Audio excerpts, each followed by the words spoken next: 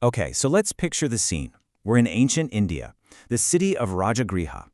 The Buddha's there, and he's surrounded by this huge assembly of enlightened beings, bodhisattvas from all over the universe.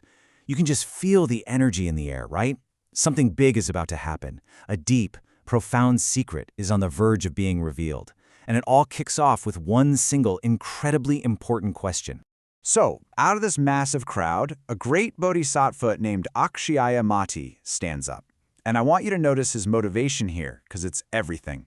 He isn't asking for himself. He's asking this question for the benefit and happiness of every single being. The stakes are, well, as high as they can possibly be. He's looking for the key to unlock the path for all of us.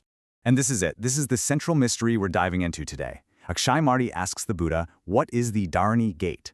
So, what is that exactly? It's not just some fancy term. It's this idea of an ultimate understanding, a way to basically hold all of wisdom in your mind at once. It's the key. So how on earth does the Buddha even begin to answer a question like that?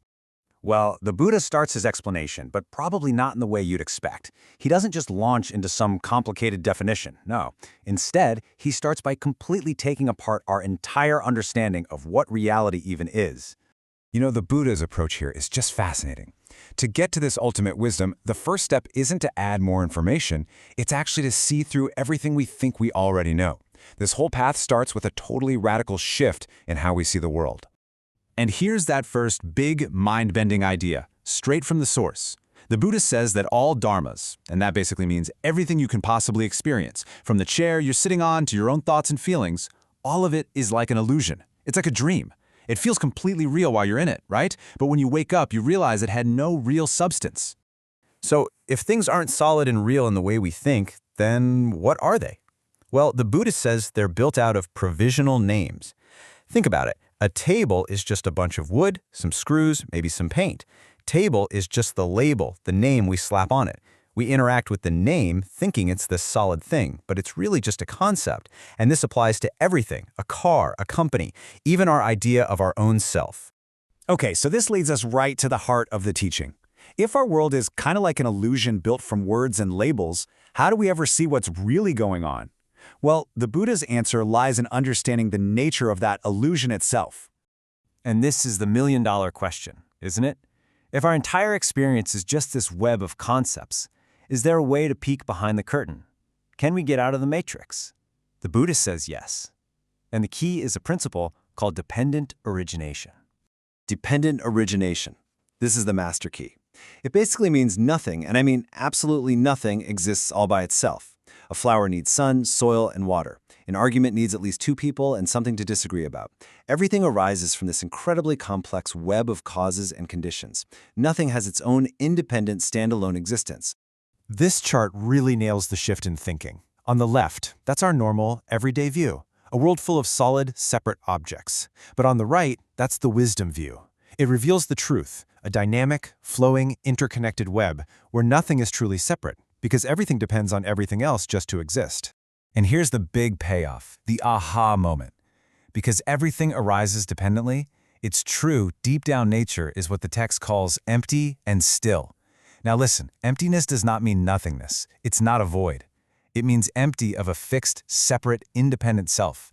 It's this radical potential, this quiet, dynamic reality that's underneath everything, which we can start to see once we understand how it's all connected.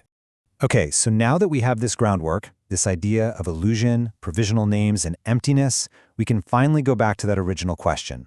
What is the Dharani date?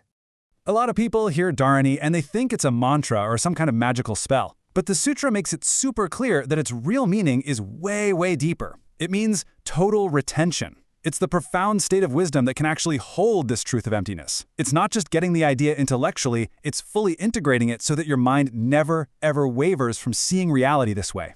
So this progression is everything. We all start out kind of trapped by words and concepts, right? We think they're totally real. But then, through wisdom, we start to investigate them, we see how they all depend on other things, and then, bam, we realize their emptiness. And when that realization becomes stable, effortless, that state of mind, that is Dharani. It's where the journey was headed all along. This might be my favorite line in the entire text, the gateless gate. It's such a beautiful paradox, this profound realization. It's not some physical door you have to find to enter another place. It's gateless because the entrance is simply a shift in your own perception. It's available to you right here, right now, just by seeing things as they actually are. Now, you might be thinking, okay, this is all very deep, very philosophical. And it is. But the Buddha makes it crystal clear that this ultimate wisdom isn't just an intellectual exercise. It has a very real, very powerful result. What does it actually do for us? When you really truly see that everything and everyone is just part of this interconnected, interdependent flow, something amazing happens. All that grasping and clinging just falls away. Because there's no solid me to do the grasping and no solid thing to grasp onto. And in that spaciousness, this deep natural compassion just arises for all other beings who are still caught up in the illusion that we're all separate. And this really is the ultimate point. This profound wisdom isn't some cold, lonely endpoint. It's the very soil from which boundless, effective compassion grows. Realizing emptiness doesn't make you indifferent. It actually leads to the most profound connection you could ever imagine. So, we'll end with a question for you to think about. This ancient teaching isn't just a museum piece, it's a direct challenge to how we see everything. If we could truly see the world not as a bunch of separate pieces, but as one interconnected, vibrant, and empty whole, how would we act differently?